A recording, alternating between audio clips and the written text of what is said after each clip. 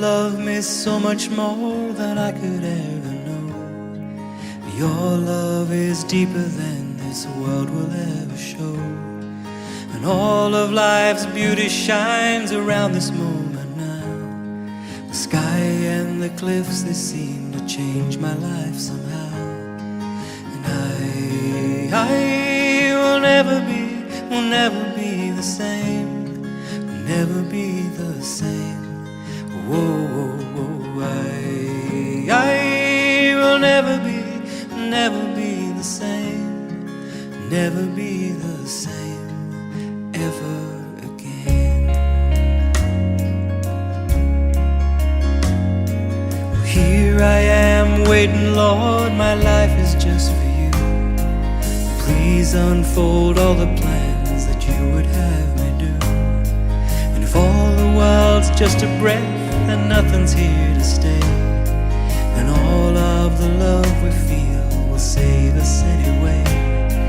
And I will never be the same, will never be the same.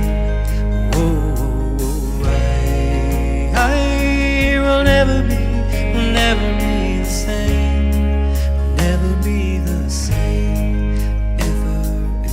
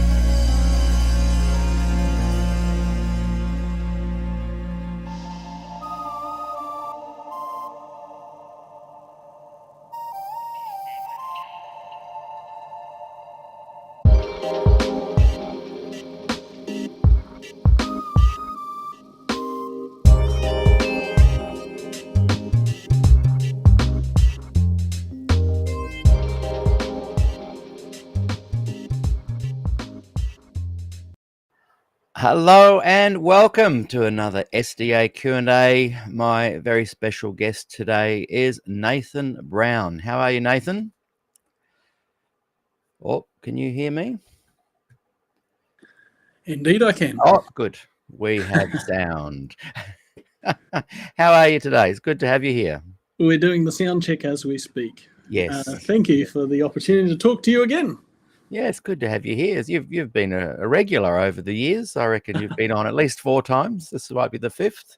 Yeah, in fact, maybe. you were even on season 1, the very first season, which is, by the way, only available on your favorite podcast channel. No video back then. We were just going to the podcast. Look, welcome everybody. Good to have you all here. Keep the comments coming there. We'd love, that's part of the specialness of this channel is the engagement of you guys watching, and always appreciate your thoughts as we have our conversations unfolding in real time. Quick plug for tomorrow. Emma Ray, I think, just double check. Emma Ray will be doing our Good News Fellowship tomorrow at this time. And please note the changes in our starting time. We're half an hour later than normal. So Pacific time in California, 6:30 p.m. now, and 11:30 a.m. New South Wales time. Unfortunately, for those of you on the East Coast, it means a bit of a later night for you. But yeah, we'll make it happen. We'll get it working. Now, Nathan, you and I go way back. We've talked about that in other episodes. We don't need to bring that up again. But I think we go so far back that you were like a young teen when I first kind of crossed paths with you, and I was doing music around the place, and I'm not even sure if it was in Queensland or not. Yeah, it would have been in Queensland. Yep. Yeah. And I remember your generation, because my generation were coming into kind of our late teens around the time of the whole Des Ford Glacier View thing, and so many youth pastors left. And we kind of navigated for the next 10 years on our own, not too sure what to do. There was a noticeable shift in the culture. The people nearest in age to us were in their 50s plus, typically, and particularly those involved with youth leadership.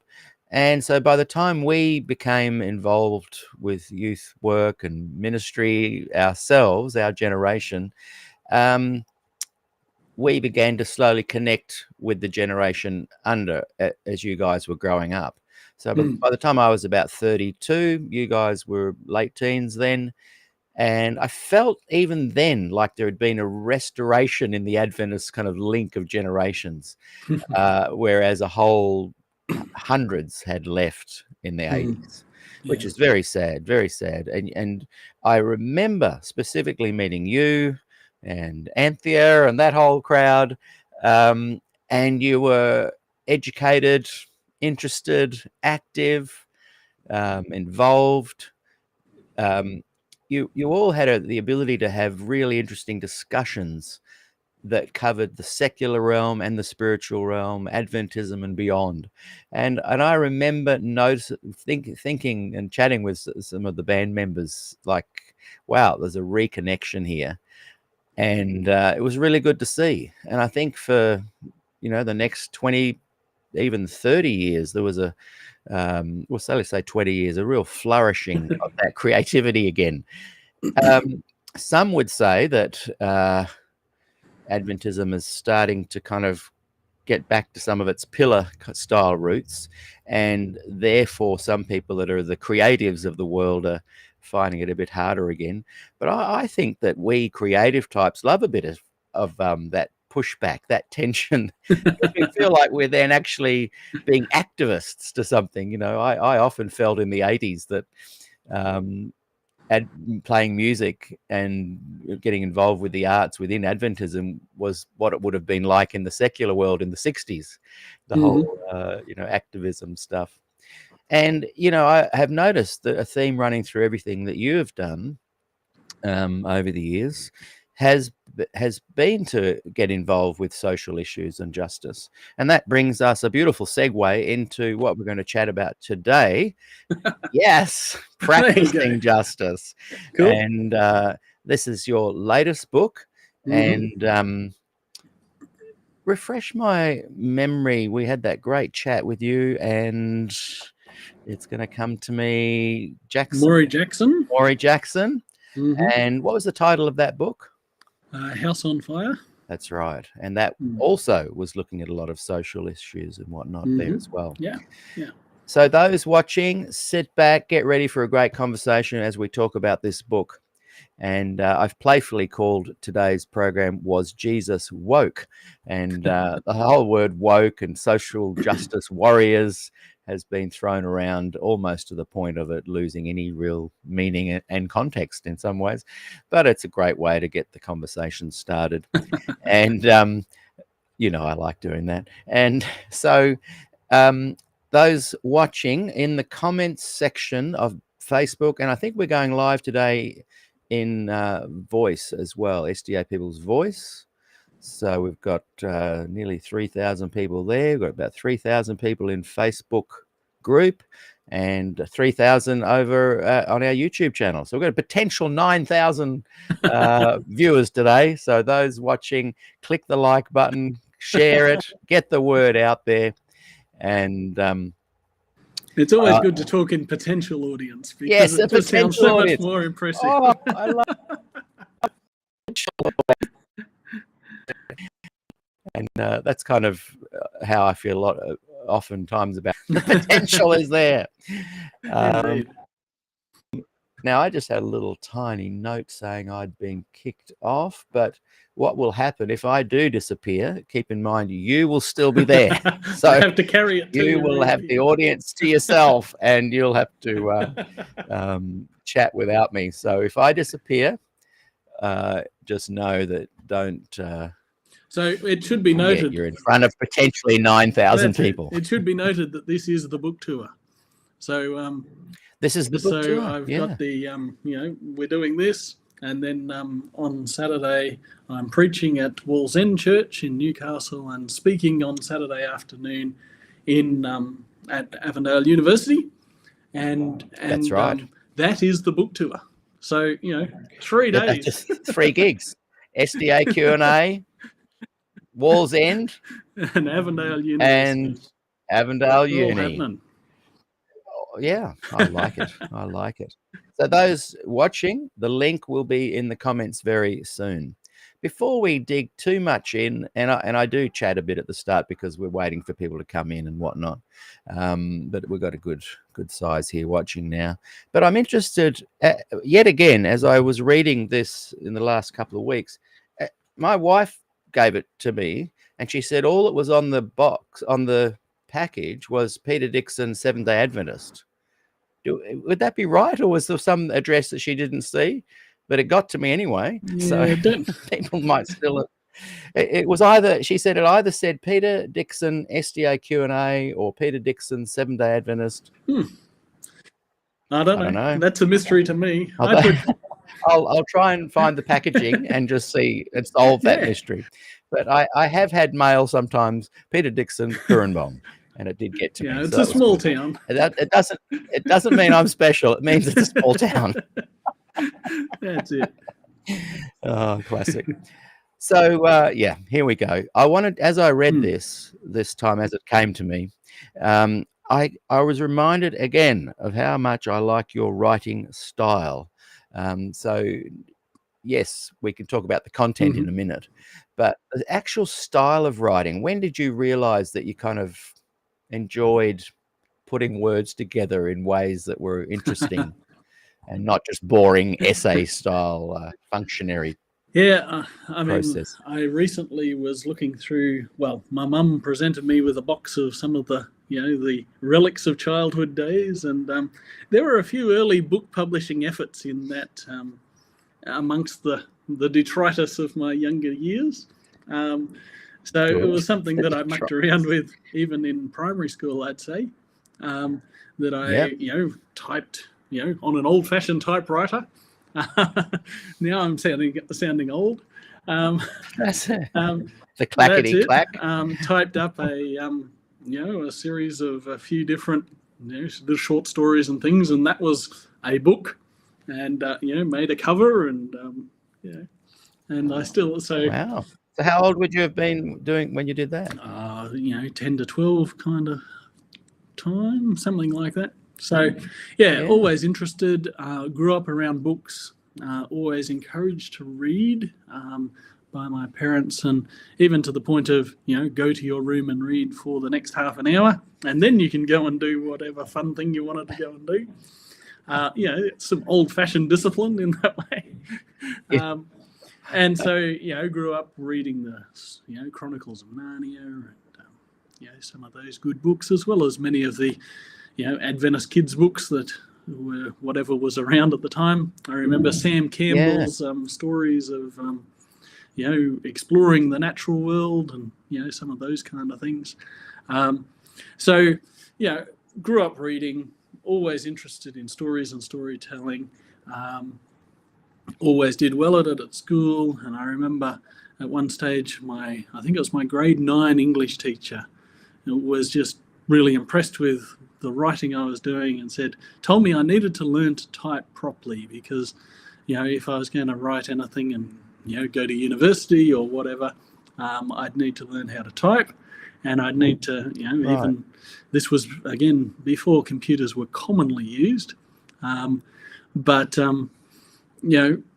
just to learn how to do some of those things, because there was the possibility of doing writing of different formats as I matured and had greater opportunities. So and that grade 9 English teacher was someone that was very encouraging of me in that direction, and so I have that memory of back then. Yeah, that's great. And good that at that age he was saying, look, when you actually get to uni, there's a bit of a structure to it. I know Dad was a lecturer at uni and at Avondale, and he said to me when I was in about year 9 or 10 that there's almost a formula that's really important to learn. Not just how you add your references and things like that, but a specific structure to writing. And he would run classes on that. And these days I tend to see, and it almost feels like it's non-creative, but it's a creative process, is that for writing for me is very structured and very mathematical is one way I kind of understand it in my head, is that if I'm setting out to write this book, I have 6 large chapters, 10 short chapters, and those chapters are each so many words, and I need to break them up into these kind of clumps, because you don't sit down and write the whole book. You simply have to write a piece of it each day or each week or each time you sit down to do it, and at time that ends up in that larger body of work. But you need to have kind of bite-sized, achievable chunks of work that you're doing at each time. So, I'm not trying to write 40,000 words or however many words are in the book. I'm trying to write 1,000 words today. And those 1,000 words fit into the larger thing like this. And that's kind of, that's how writing makes sense to me. Yeah, I think it has to have a system to it. Anyone that becomes professional in whatever they do soon realizes that it's an art form, it's a trade, and there's a structure and a system to it. And you often, you get that first flush, like with songwriting, of a chorus maybe, and some words for the melody, for the verse, and then a bit of a melody comes in, and occasionally a song will write itself, and out it comes, But often you'll get your idea, a burst of enthusiasm, chorus, verse, couple of melodies, and then you have to sit down and craft it. And it's the same in life, in lots of things in the arts. And a lot of people who want to be full-time artists, and by that I mean writers, musicians, speakers, whatever, script writers, filmmakers, the whole gamut, the rubber hits the road when they realize that it's not just, yay, we're getting creative.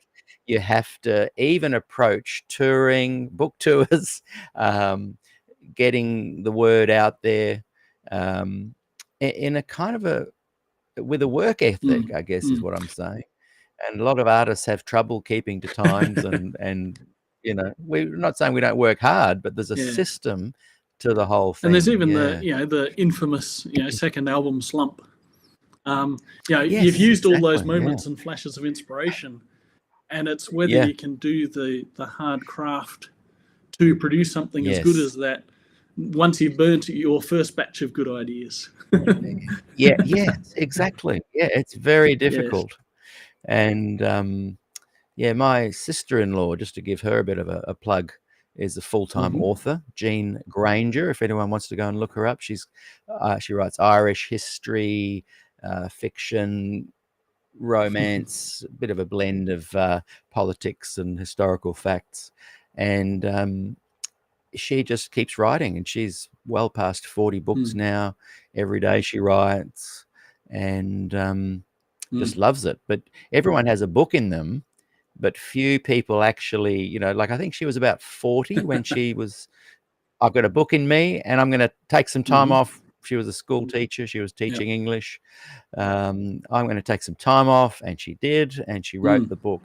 And now, she sold over 4 million Very copies cool. of her Yeah. books, so she's doing That's pretty nice. well. So yeah, I'm just get a little plug there. We're plugging your book, and anytime I think of authors, I think of my sister-in-law Jean.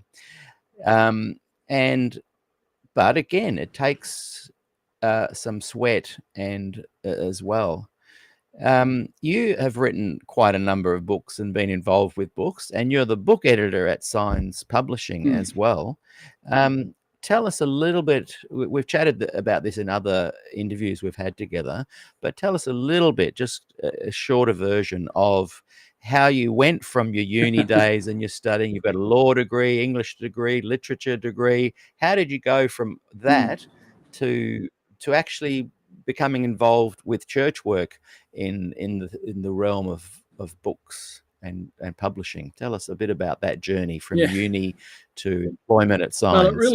really was the process of writing myself into it, and that I had my big break kind of moment was I won a competition for writers under 35 with Adventist Review magazine at the end of 1998, and they put my face on the cover of Adventist Review magazine, and so That, as in the American yeah.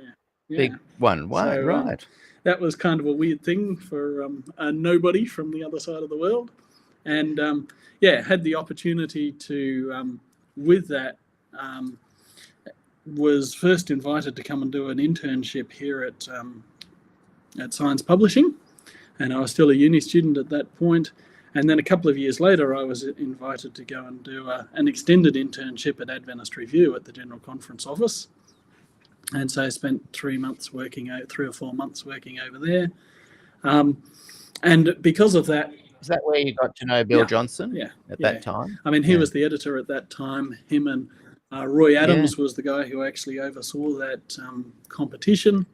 And between the two, Roy happened to be out here at camp meetings as speaking, the next 6 months later or something, and we crossed paths and met. And so kind of got to know those guys, and then spent time working with them, and kind of got to know the system of writing for the church publications. And so while I was supposed to be working on a Doctor of English, I spent more of my time actually writing for publication, and my PhD didn't quite get off the ground.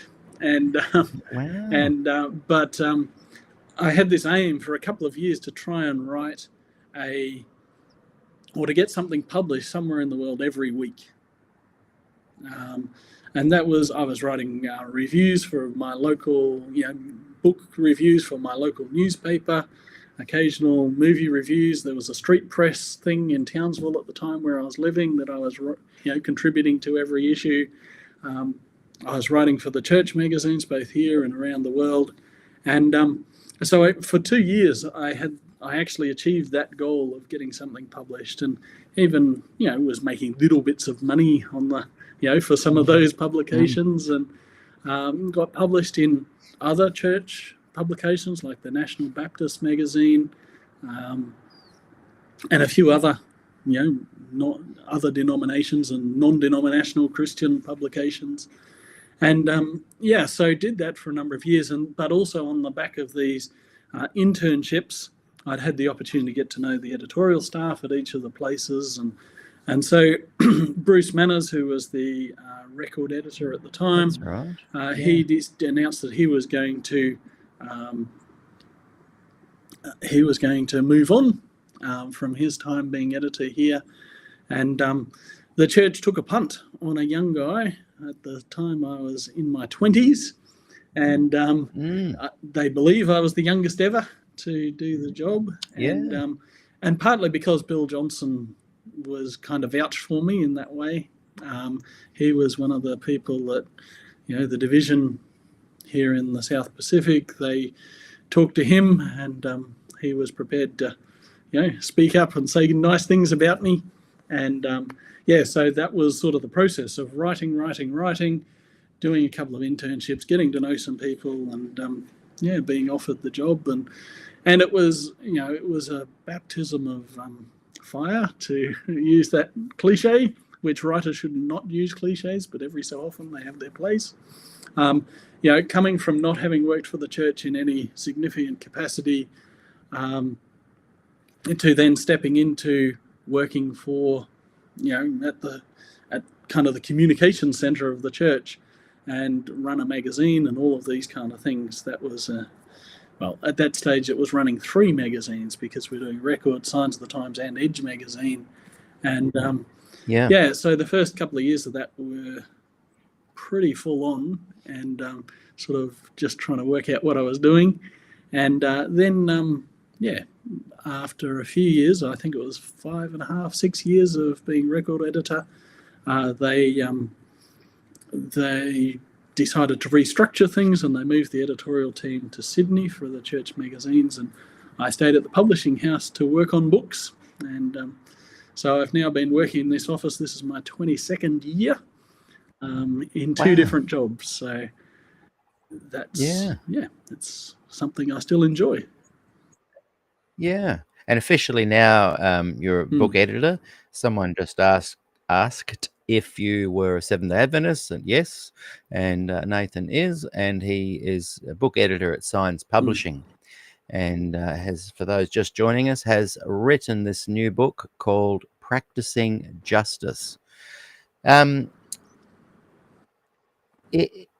Inside the Adventist Church, the era that you talk about there, where Bill Johnson, Bruce Manners, these guys, there was a real air. I think Jan Paulson was president of the GC at the time. There was an air of excitement, of hope and possibility. And I know my generation had worked really hard for 20 plus years to try and create an environment where the focus was Jesus, the gospel, and in some ways, myself and many of my generation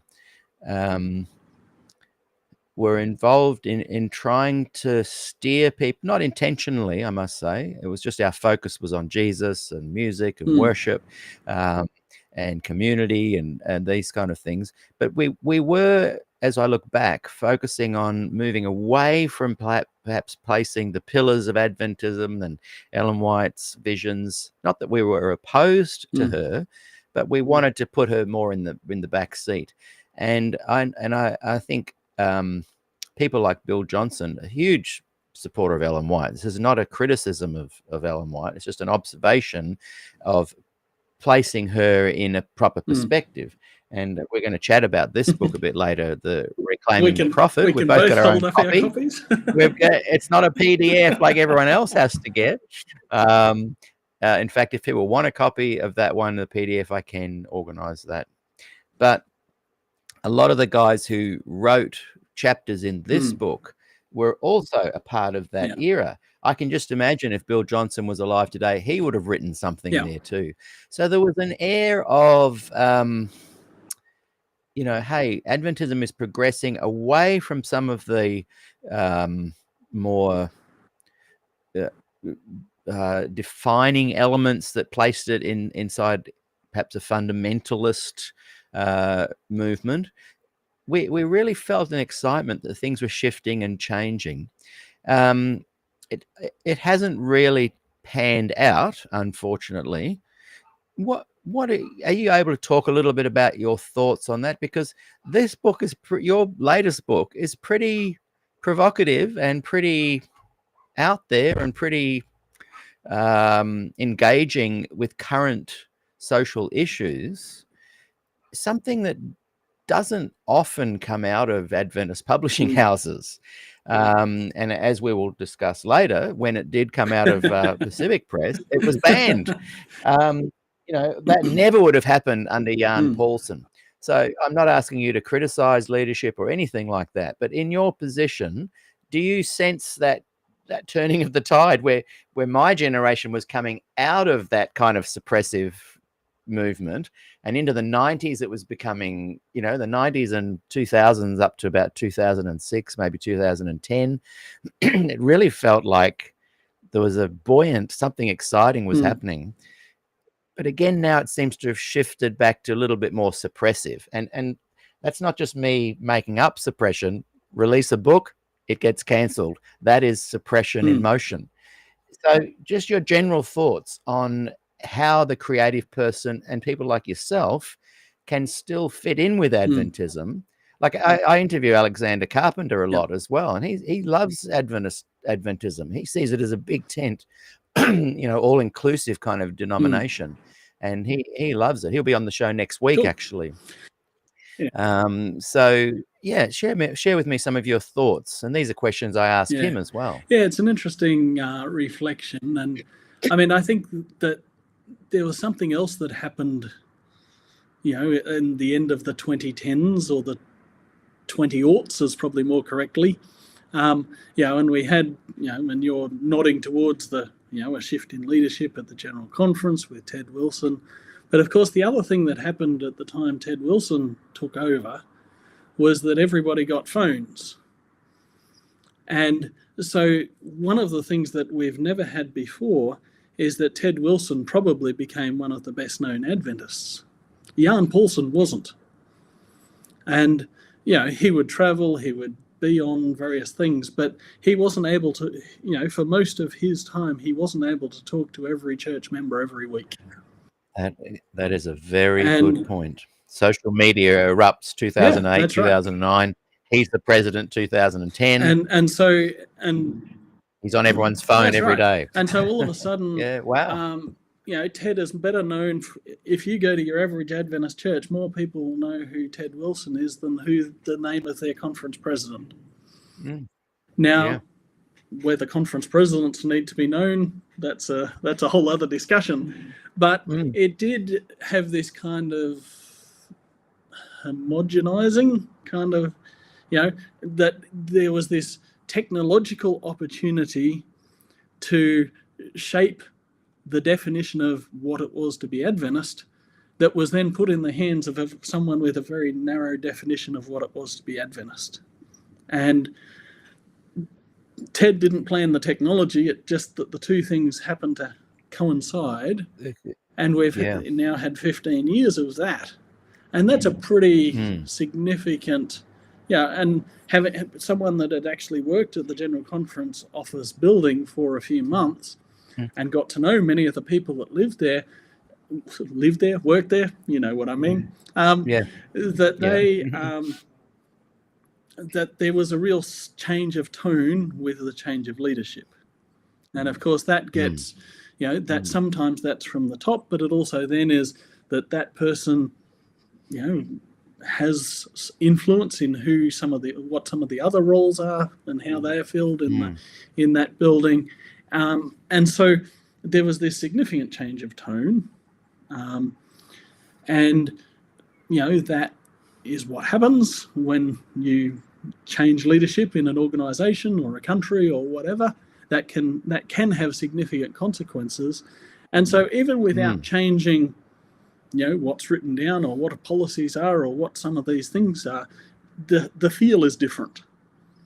And then when that feel can be broadcast directly into every Adventist church around the world, on a very regular basis, then that's a pretty significant shift. And so with social media, with the way we communicate, and so I think that there has been this kind of globalization of Adventism in a way that has never happened before. And for better or for worse, depending on who you want to listen to, which side's looking at it. Yeah, that happened at the same time as we had this very the narrow shift in leadership. definition of what Adventist was. And that, from my perspective, that's unfortunate. And it actually, the fact that Ted can stand in a TV studio in Silver Spring and speak to somebody on the other side of the world who's in a completely different culture, very different context, that has problems. And and that's why our church actually isn't structured that way. We don't have a pope. We have, it's we don't even have a president of the World Church. We have a president of a general conference structure, but that structure is also regionalized and segmentalized down to, at its best, the Adventist structure should actually mean that we can be adaptable to the different cultures, the different contexts in which the church is and does mission and seeks to serve. And so, well, Ellen was very involved with that structure, and she even uses the term kingly powers, I think, and global headship or something along those lines. And that's why she was very involved in setting up the unions to oversee the culture of where the people are. And so I think that's why, people were so shocked in 2015 with the no vote, because we all thought, I was an Adventist at that time, we all thought, surely this is going to really test the greatness of the unions, the power of being able to separate the power from just the top. Yeah. Sorry, I interrupted. And you have this weird hobby of watching all the church meetings and all of these kind of things, and you do it more than most Adventists do. Each to their own. I spoke to two people, right, who are at union level leadership this week, two separate people. And I said, what do you think about Ayrton Kohler getting in? And they said, what, getting in? What? Has it been a Labor vote? And I said, Ayrton Kohler, you're new president of the GC. Oh, I didn't even know. And these are two leader type people. So yes, you are correct. Indeed. I spend more time than most, but I also think if people are interested in justice and social change, and both these people would have been in support of women's ordination, why is it that the more progressive Adventist doesn't seem to get coordinated and organized and networked and understand the politics? Like, that'd be pretty important. I would have thought if you're interested in social change, you have to understand that it's politically driven. And most social change is remarkably boring. And I think that's a pretty significant thing to keep in mind, is that there's a lot of boring work to be done to really make meaningful change in policies, in all sorts of things. But what my real comment about that I got distracted by your strange hobbies was really that you couldn't have done that 15 years ago.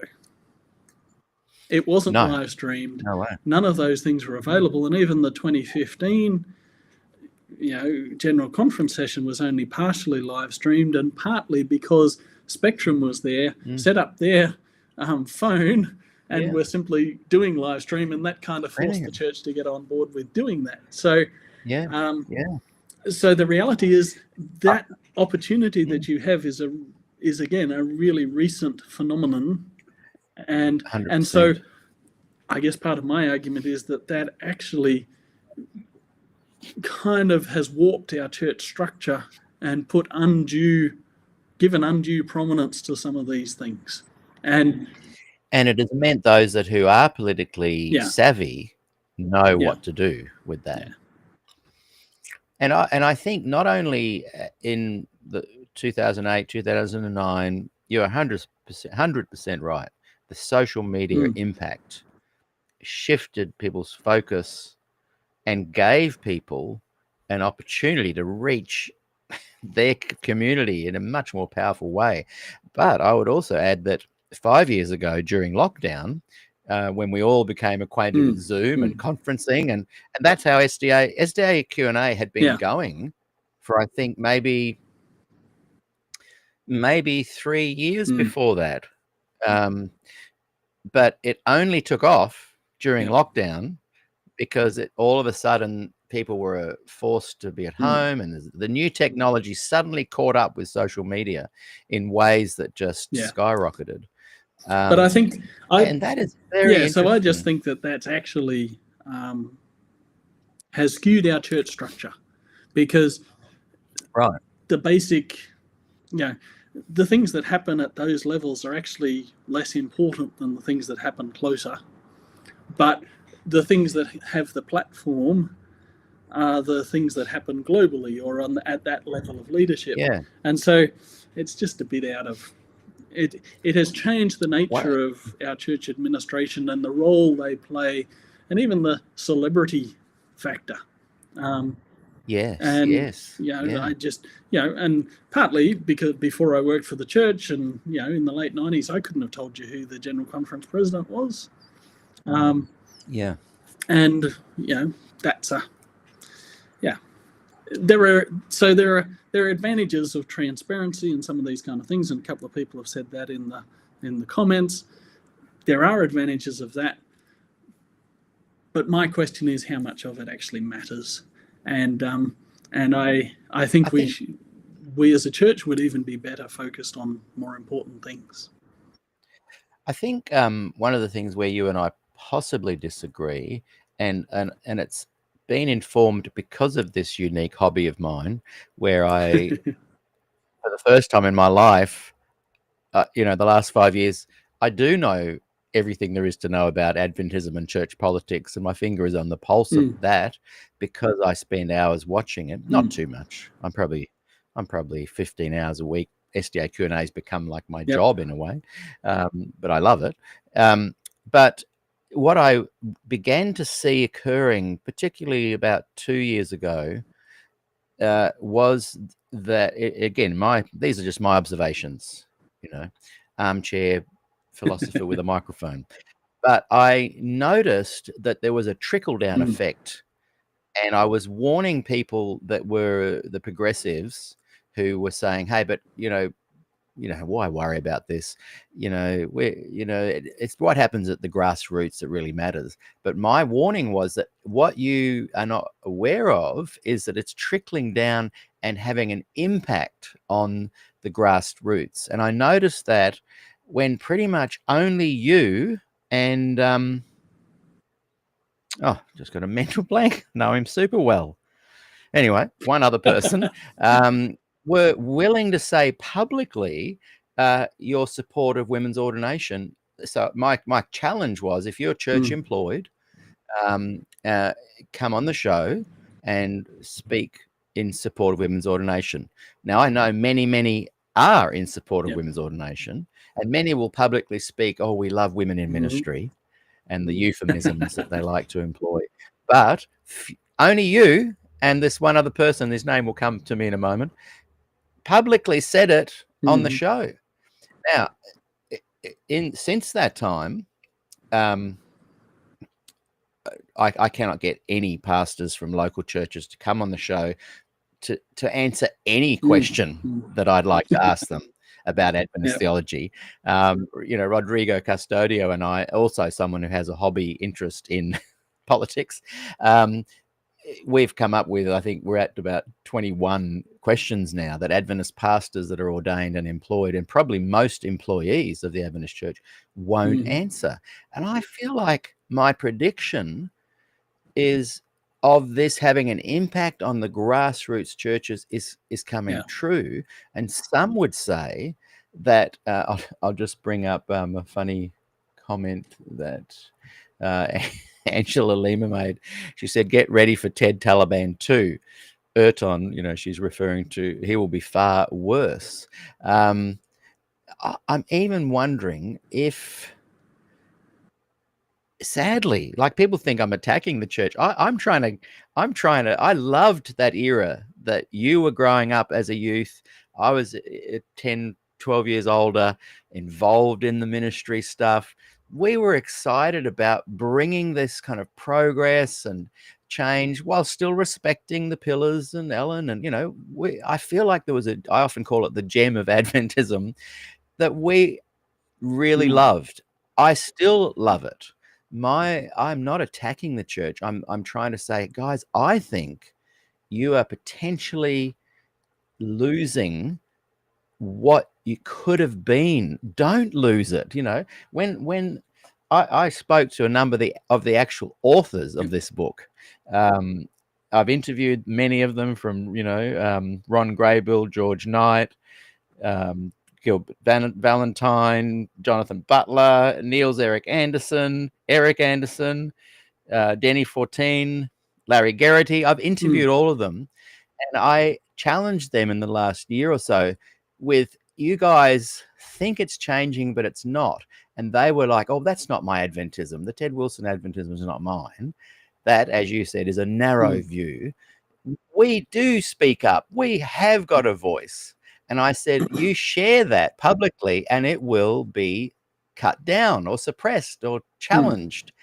And they were, no. I don't want to seem smug at all. But when this came out, I was excited. I thought, yes, the gem of Adventism is shining.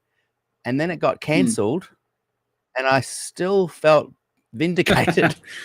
Well, I mean, I think there's very little in this book that isn't available in other places, and has not. If you read Gilbert Valentine's chapter or Denny 14's chapter, and then you read, if you've already read, Valentine's Andrews or 14's Butler, it's the same material. Amazing. And though they do say, you're and right. George Knight has said right. what he says. He said that quite a few times already in quite a few books. And so what it is that it's actually brought it together, and is probably a bit more direct about it. But for there's not a lot that's new that you don't already know in reading this book. Other than they're being more positive. And that may be actually the irony of this, is it's probably the most positive that collectively this group has been in actually saying, well, actually, Ellen White really does have something of value to add, and recognizing her place historically and affirming what that has meant. And that's, it's, the primary critique from the White estate was what it didn't say. And of course, when you're writing a corrective, that's not fully a fair criticism, because there's plenty of other things that say all that other stuff. And it'll be interesting to see what comes of that book, with a change in leadership, and and whether I expect that they haven't destroyed the stock that they have of them. No, and I hope that they. I mean, if you speak of the other works that were published, yours has been officially released, Signs Publishing. This was officially released with the Pacific Press. Most of their other material has been done independently. And I guess what I'm saying is that when Adventists try and speak into the social setting, the fact is, whether it's been said before or not said or whatever, the fact is there's a huge amount of suppression for workers in the Adventist Church to speak their mind. Like Christopher Mindanao, when asked on a not my show, but a social media platform, one that was an Adventist one, like a positive Adventist one, they just said to him, "Oh, what do you think is the what is the seal of God?" And he said the Holy Spirit, which is pretty much what I thought and what Paul teaches. And he lost his job because the seal of God is the Sabbath. Called into the conference office and bang, gone. He also, so I don't know. I totally understand when, if I worked for the Commonwealth Bank, I'd have a non-disclosure agreement and there's things I wouldn't release. I get that. But this is like I think things of theology. Yes, you're part of the Adventist club. membership. There's membership requirements. We had a show on it yesterday. Baptismal vows are signed. I get that, but I feel like there's the balance is just too strong the other way. The suppression, and social media plays a lot. And look, I've watched your career since before you had a career, and if you indeed seem it is a you career. get away. You seem to get away with stuff, and I did too. Don't say that. Don't say I that. think you and I just Don't say that sailed too through. Someone might notice. By get away, but by get away with, I mean, you are able to be authentically you, whether people like it, disagree, whatever. Nathan Brown is Nathan Brown, and he shares his views. I think that's a good thing. So by get away with it, I'm not saying that you and I were doing anything terrible. In fact, I hardly would call us dissidents at all. And that's the nonsense of it, is that, you know, and even, you know, I get a little bit of pushback and criticism from time to time, and even, you know, occasionally have had conversations with church leadership on some of the things that, you know, I've been involved with or whatever. And one of my responses to them is simply, I've been doing this for 20-something years now. I've written a lot of stuff. Tell me what I've done wrong, you know, and what point do I actually not have to prove myself? and that's kind of an odd kind of situation to be in. But you know, and even, you know, a conference president that wants to, you know, tell me why I'm wrong or something, I say, well, I've actually been working for the church longer than you have. And so, you know, where's the orthodoxy? And of course, the other weird thing, and this is a strange experience I had earlier in the year, I had an earnest church member give me a call, and she had a particular burden for a particular project that she thought, you know, whatever. And in the course of about 3 or 4 phone calls over a couple of days, so she was pretty committed to this. You know, she had to share with me about how Ted Wilson and Mark Finley were the 2 people she picked on had apostatized, and that, yeah. And so I found myself in the surprising situation of having to defend the orthodoxy of Elder Wilson and Elder Finley, and also the surprising situation for me of that's not usually my thing. But I do think that there is this strand in the church that have, you know, and that even some of the harshest criticism of Elder Wilson in the last, you know, year or so has been from people that he's not conservative enough for. And I mean, that's just plain nuts. I mean, that surprised me. And I interviewed Ron Kelly the other day, and he would be in that category. And same with Conrad Vine. The church, I guess, one of the things in the armchair position that I have here is I do get to sense trends in the church, and I'm often surprised at the progressives, loosely terming that progressives hate being categorized, but that the broader people who are open to some let's be diverse and let's be a bit more inclusive. There's a certain naivety there that they all, like people who are saying, oh well, Erton Cole, he's a nice guy, and look, I think you even mentioned that it might be rolled back and this book will come out again. He is, if you know anything about politics and have followed him at all, you know that he is Ted Wilson Mark II with ratcheted up abilities to get what he wants while massaging your back at the same time and thinking everything's cool. It's going to get worse, not better.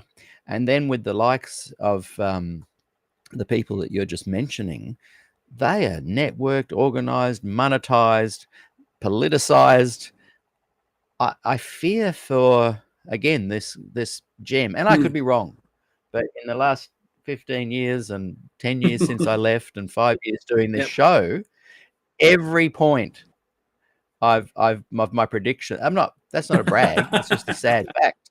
It's a sad fact. I wish You're I a was prophet wrong. of doom. The prophet Which of is always doom. the You know, easy thing to it's a be. sad. I feel like I'm the guy with the finger in the dike, going, guys, I can see something here. You know, it's a warning. It's not bringing on doom. It's a you guys could fix this. I guess my thoughts are I was that guy. I was the Nathan Brown positive.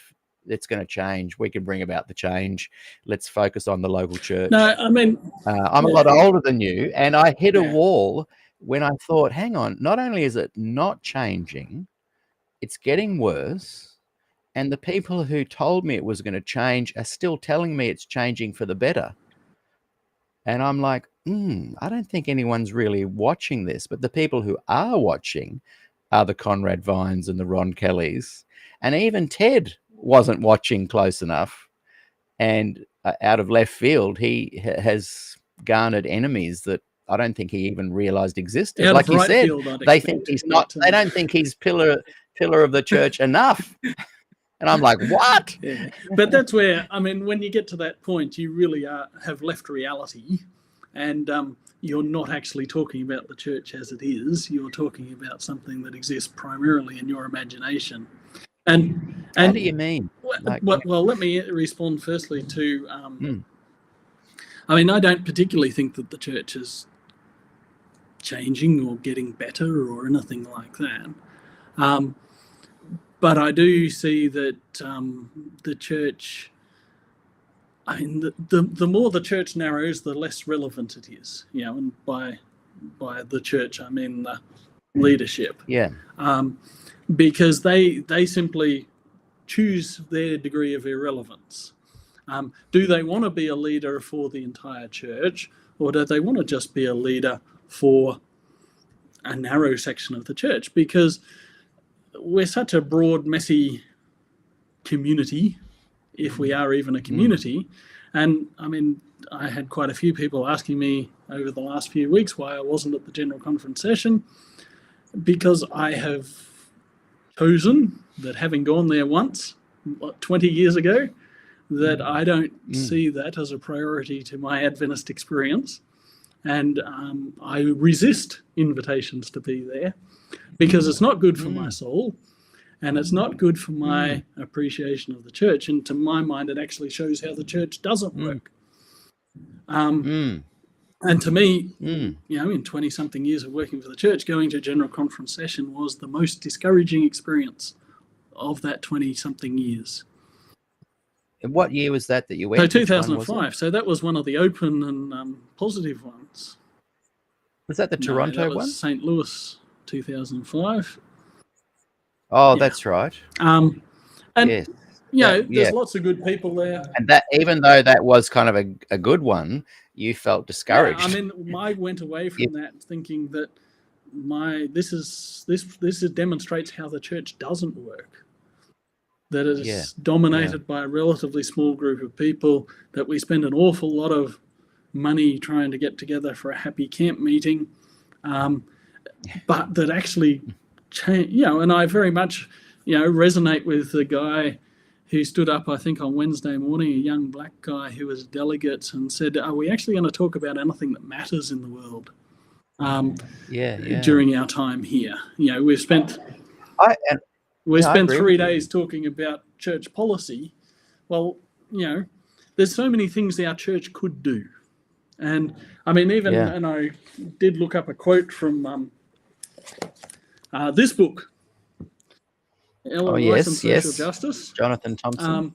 And there's a chapter in there by Calvin Rock, who made the comment, and he's talking about after 2015, that our church could meet for 10 days in the wake of, and he listed off some of the, you know, disasters and injustices and challenges in the world at that time, and not cry out, make no public pronouncements against such abuse, because in the words of one very prominent leader of the desire to focus not on political and civic unrest, but rather on the worldwide mission of the church, speaks to a crippling misunderstanding of the church's mission and the glaring need for clarity of our role in matters of social concern. And, that was written after the 2015 General Conference session. Right. And I think it possibly that even resonates even louder after the 2025 General Conference session is what did we actually, and there were just a few odd, they got all the people from Ukraine, all the representatives from Ukraine up, and they, prayed for them one night and heard some of their stories of faithfulness in the war that they're going through there. But, just as an example, with the cuts to USAID, at the beginning of the year, and the ditching of the PEPFAR program, there's someone dying every 3 minutes because those drugs that were saving their lives are now no longer available.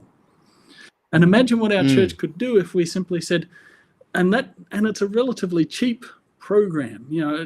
The US budget contributed about $6 billion a year to that to run that program. And, all of a sudden we pull that out and people are dying. It's estimated that I think it's like, an extra 12 million people die in the next 5 years. Imagine if our church committed to saying, we're going to take the lead, committing a significant amount of our reserves to continuing to fund this program because this is an emergency. And not only that, we're going to actually set up our churches, because we have churches in every one of these communities, particularly in sub-Saharan Africa, where we will actually be the people who distribute the antiretroviral drugs that will keep people alive. And then imagine if we said, we want everybody else, we're putting out a challenge, we're going to put up this much money, we're going to set up these networks, we're going to rebuild this program and work with other partners, and we put the challenge out to other major churches and said, hey, join with us in keeping these people alive. Because what has been done has been, a gross act of just cruelty. And we are going to step up and make a difference. Adventists could do that so easily if we just gave it our attention. 100%. I guess that's why I sometimes get confused with the Adventist progressives who note the things that the church could really do, but often throw up their hands and say, hey, I can't change anything, I'll just focus on my local church. I'm trying to stir the pot in a way that makes, and I love that you come on the show. You're not one of these people I'm talking about, just so you know. You just spoke passionately there about an incredible, genuine concern that affects the lives of people, and how easily one little policy shift, change, email to all the churches, hey, everybody, this Sabbath we're giving $1, whatever they do, it could be done so easily because the Adventist system is mechanized as such to effectively send out, networked messages and organizational things. It's such an important thing. I speak to folk like yourself in positions of leadership, and I say, come on, let's do something. But inevitably, they know if they speak up too much, they could lose their jobs, and so their hands are tied. And so they tend to become an underground movement. But the Adventist underground movement is very ineffective as well. I'm not trying to attack. I'm trying to marshal the troops and say, come on, guys. We have social media. We have ways for the progressive Adventists to really shine. A few years back, I spoke to a guy very high up in the GC level, employed high in the GC level, loved the show. This is maybe 3 years ago. Loved what I was saying, felt he couldn't say what I was saying, but grasped that I wasn't attacking. And he said that he was organizing the likes of you and George Knight and a bunch of others to network and become more politically engaged, not political in the bad sense, or fight even in Ted Wilson types, but to become more networked, to have more power in the church and leave a stronger footprint that brings about positive change. And I've occasionally bumped into him. He's no longer at the GC now, but still church employed. And I'll say, how's that going? It's not going. This is what I'm trying to stimulate. People like him to actually continue with that work. People like these guys to continue with that work. People like this guy to continue with his work, and not to be flippant about my involvement with my understanding of church politics is not just Pete's just, throwaway time. He just does, he's getting old. What's he doing still digging into this stuff?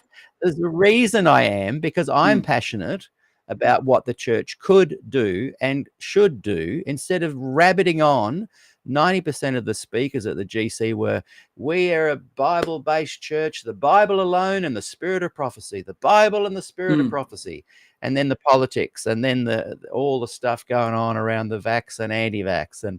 And here's an opportunity, even if they spent 90% of their time doing what they did, and 10% of that week saying, let's do this one really good thing. Yeah.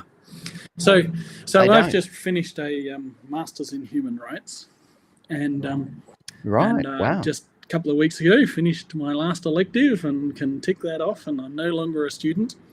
But the first part of this year I spent writing a research project that was the capstone project for the program, and so I did it on Adventists and human rights, and particularly Zach Plantek published his book The Silent Church in 1998, and he that he was talking about Adventists and human rights, and as the title of his book suggests, there was he perceived a significant lack of engagement, and that the church was more focused on other things, and he made a very passionate case in that book. And if anybody can find that book and read it, I highly recommend it, because it's a fascinating piece of theology, sociology, history, various things like that. And so I set my research project as to pick up from the publication of that book to what's happened in the 25 years since. And so he put out, and basically by looking at our church publications. So I'm probably going to try and write this up in some way to share it through Spectrum or something like that in due course. But the reality is that his book was published in 1998. It was reviewed in Adventist Record, the British Union Messenger, in Adventist Review, in Andrews University Studies Journal, and mentioned a little bit after that in Ministry Magazine. In 1998 was the 50th anniversary of the Universal Declaration of Human Rights, and in all the church publications there was this idea that there was going to be a special Sabbath devoted to celebrating the UDHR. And so the irony is that 1998, when Zach Plantek published The Silent Church, that was the high point of Adventist engagement with human rights, and that we've gone downhill since then.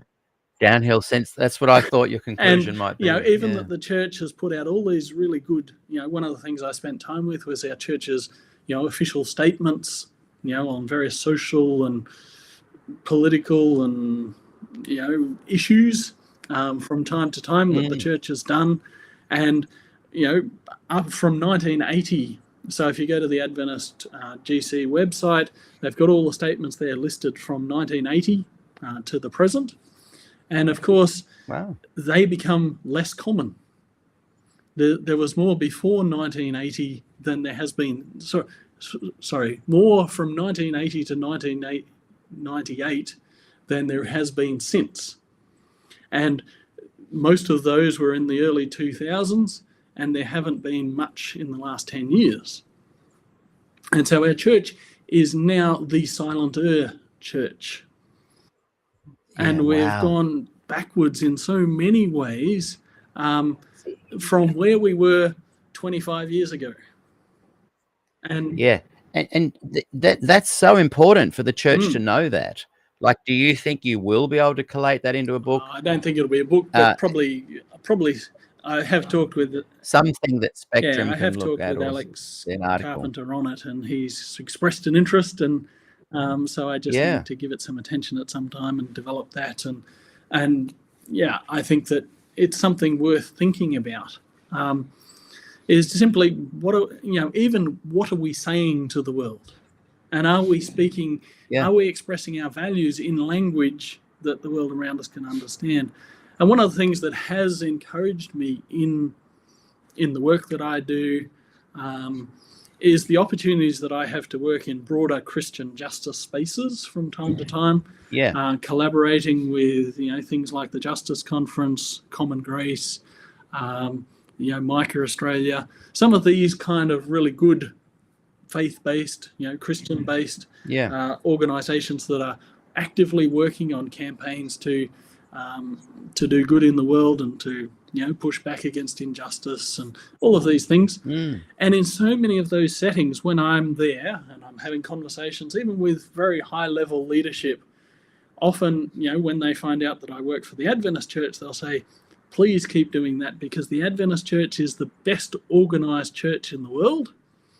And if we could direct that organisation to do more in the way, intentionally focused on doing good for people, it would be a powerful force in the world. That's right. That's what we were saying earlier. That's true. And they see that. And the remarkable thing is that, sometimes we're a bit cynical about our church structure, but people that observe our church in action actually are in awe of our church structure and go, imagine what you could do with that. It's very effective. It just doesn't have a good track record. And I think for someone as passionate as yourself and as passionate as I am about this stuff, I just came to the wall where I realized the return on investment of the energy put in was better put elsewhere and achieve higher return. I'm not talking about my financial gain, I mean, the input you put into something, incredible amount of energy to put in to get a little drop from the Adventist Church of contribution with their mechanism, which could be so powerful. Whereas you can turn to some of these other denominations and help out, and I'm involved with a few as well, and way less time and energy put in, but massive results. And I guess a part of what I'm saying is that why does the progressive who sees the potential not eventually go, I'm sick for 25 years, banging my head against the wall? Like, does there come a time for even you to consider other avenues? You still, don't even need to take your name off the roll or whatever, but a less of a energy giving to something that's not returning, and again, not selfishly, but not returning into the sphere the same kind of output. Well, and I guess part of it is I have opportunities to do things in other channels, and so I don't choose to invest all my time and energy in one thing. I also have opportunities, and I'm doing a little bit of a partnership with this new book on with Common Grace, and Common Grace is a network or a mailing list of 60,000 Christians in Australia who are focused on justice. And Common Grace. So I, even on on our book launch on Saturday evening, a couple of the people from Common Grace are coming, and one of them's going to speak, and that's a part of building that connection with them, but also for them to recognise, who we are and that we have something to contribute to the wider work as well. And so, I think building relationships in all directions is an important part of the process. And I get to work on other projects that I don't just write my own books. I get to make books for a lot of other people, and I get to work with some really good people within the Adventist community and most often the people that write books are people that are educated, thinking, passionate, or they've got a good story to tell. Whatever they might be, they have something really significant to contribute. Yeah. And to work with some of those people and help them say their thing, help them do what they do as best they can. Yes. I enjoy my job and I get to do good things. So, but I don't, my faith, hope, and love isn't entirely invested or exclusively invested in one particular channel. And I think that's fantastic. And I'm not even criticizing Nathan Brown. I'm wishing there were more Nathan Browns. That's my point into the collective. I remember the other person, Neil Thompson. Yeah. You and Neil Thompson are the only two that have come on the show and said, I support women's ordination. As simple as that. And I guess the other part of my faith expression is our local church plant called Crosswalk Melbourne. And we're a little, I think we're about to get to our 4th anniversary. And I hold the role I'm part of the leadership team. And my role is the advocacy leader for the church. And so that's not something in the church manual. It's a position we made up, and that's okay. Yeah. And but it is one of our 5 core values that we are a group that's focused on advocacy. And so on our local church level, we get to do that.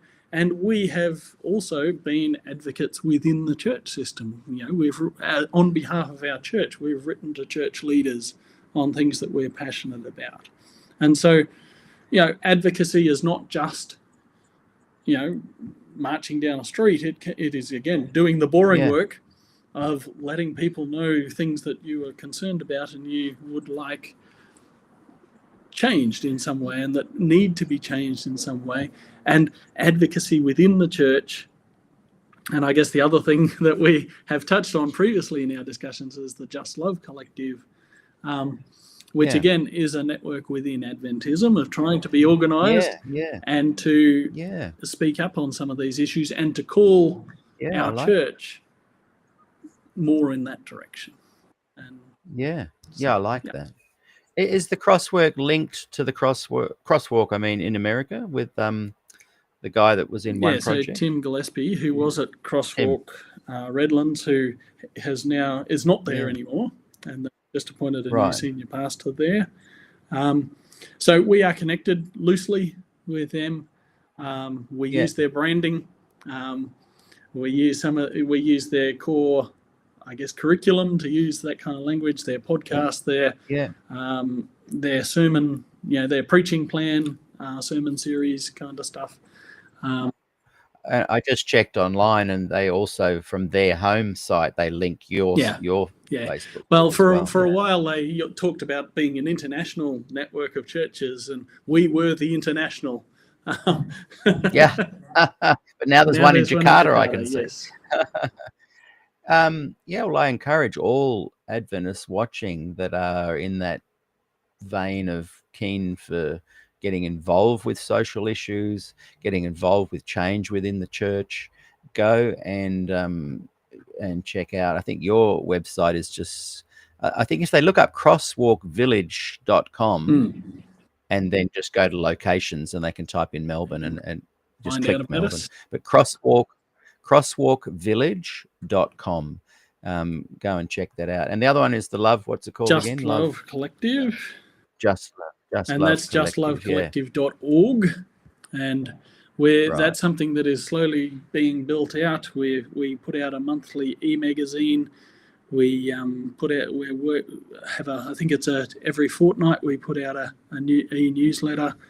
There's various social media streams, and we're in the process of developing a podcast for that. And so some good things happening. This is exciting. Some good stuff happening that I can report on. And anytime that any one of your Crosswalk people want a platform to share into my potential 9,000 members, please encourage them to. I will support that. I'm not here to attack or tear down those kind of things. I'm here to cajole and inspire.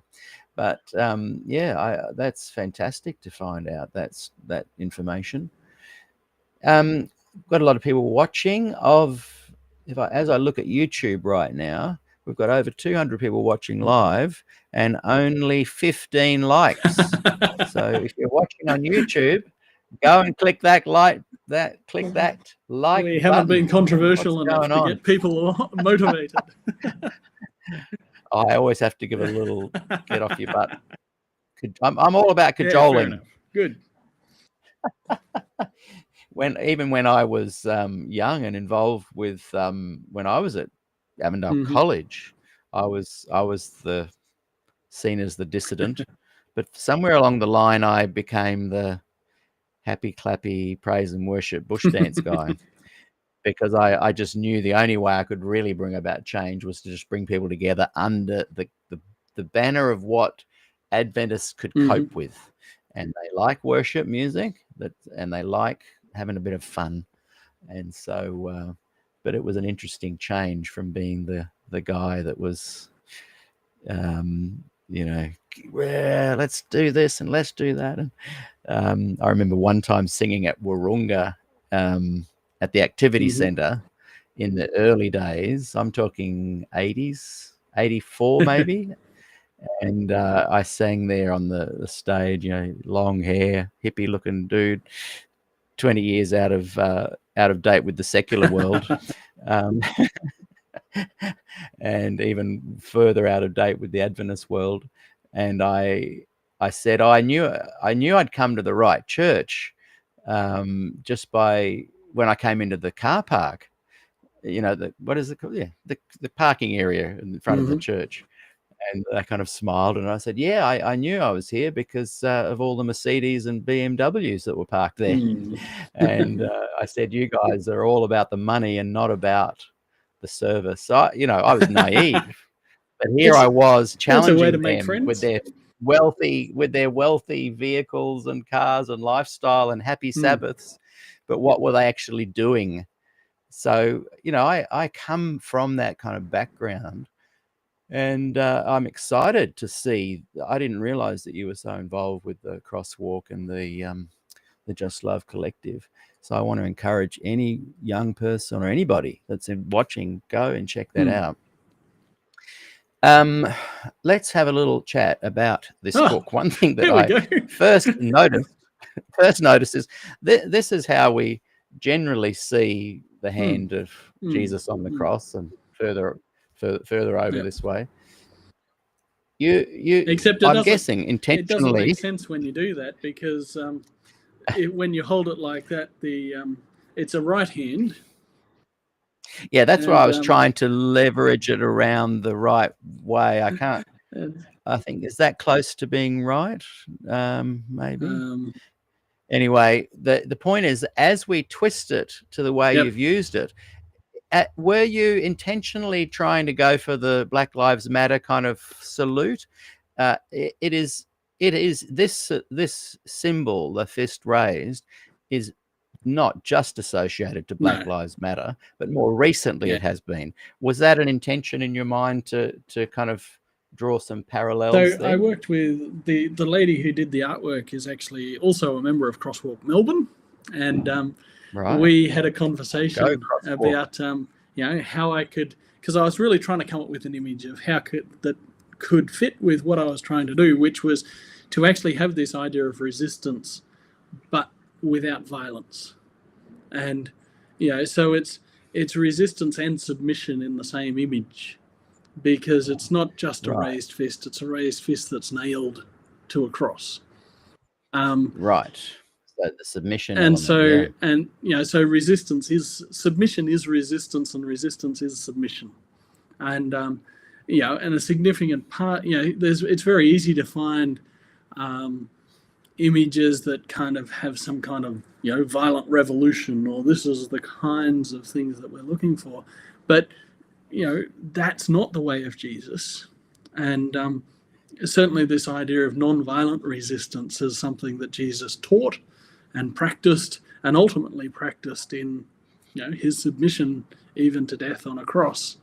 And so, yeah, there's a few, and there's actually a brief single page at the beginning of the book saying, please judge this book by its cover. And Right. it's got there's a strength to this image that is, resistance and submission. It's defeat and victory, a victory that really looks like defeat. It's separation that brings reconciliation. It's all of those kind of things. And also, it's a bit of a twist on the horizontal and vertical. Yes. That's a key part of the book, is this idea of the relationality of creation. And that, often we've talked about, the cross as horizontal and vertical.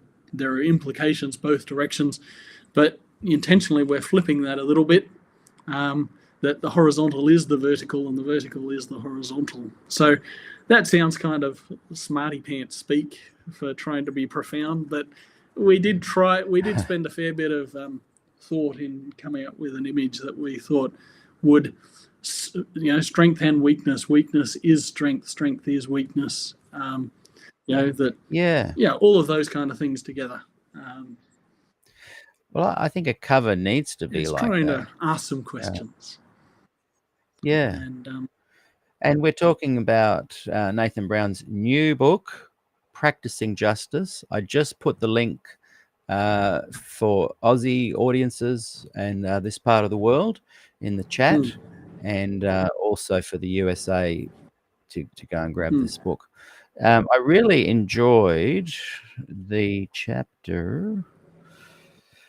Where has it gone? The calling courage and commitment.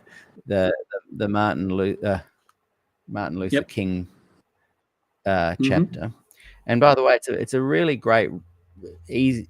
By easy, I don't mean amateur. I mean it's a very skillfully written book, in that you just don't want to stop reading. You keep just going and going.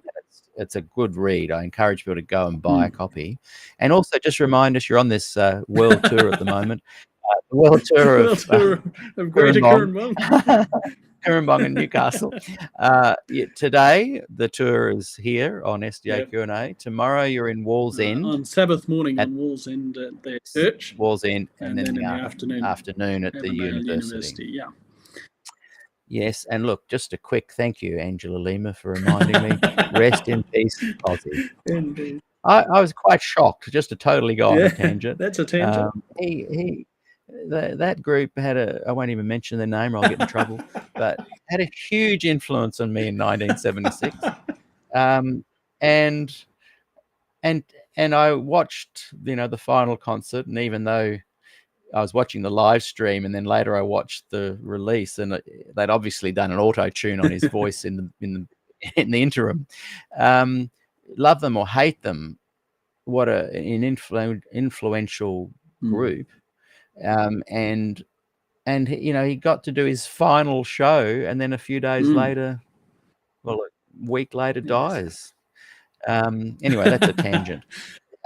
Martin Luther King, tell us about that part 2. Well, there was another comment there from Angela as well about, so the book title is taken from Micah 6:8, not directly, but certainly it is in harmony with Micah 6:8. Do justice, love mercy, and walk humbly with God. So it's certainly, that's a key text from the Bible that does sort of make it plain about that our faith should be lived out practically. And even the context of Micah 6:8, Micah 6:8 is, how should we worship God? And it starts off with, do we make a sacrifice? And then it says, what about if we sacrifice extravagantly? And then the third level is, what about if we even, the horrific thing that was certainly not unknown in the ancient world of sacrificing our children. And then it says, what God requires is something much more simple. And that's to do justice, love mercy, and walk humbly. So, that's certainly that's a significant aspect or resonance with the book. But Martin Luther King, and there's a musical influence right back to high school days, listening to U2 and pride in the name of love. Yes.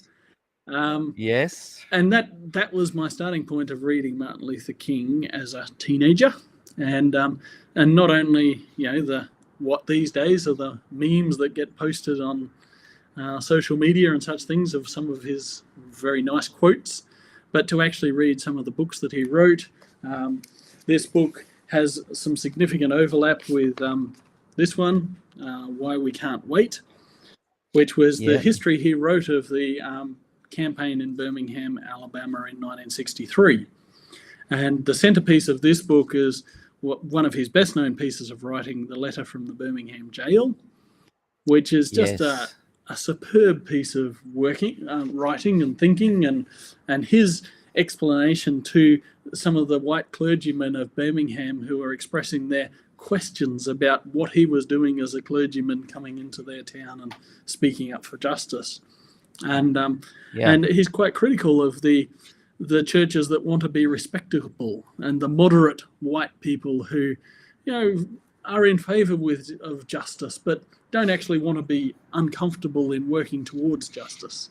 And it's if anybody wants some homework, just Google Dr. King and Letter from a Birmingham Jail, and you can listen to it on. There's YouTube clips where people him reading it is one option, or you can read it for yourself, and it's a fantastic piece of work. But in that book, and this was a significant starting point for practicing justice, was a commitment card that they asked the people that wanted to march with Dr. King to sign. And this was particularly in the context of the 1963 Birmingham campaign. And Birmingham in 1963 was considered the most racist city in America. Yeah. And the people that were going there were risking their lives. It was nicknamed Bombingham because of all the bombings of churches and some of the black leaders. Just around about that time, Medgar Evers, who was one of the leaders in the civil rights movement, was assassinated. So it was a risky and dangerous thing to do, but also a right and good thing to do. And so there was this list of 10 commandments, they were called, that was a commitment card that anybody who wanted to volunteer with the civil rights movement was asked to sign.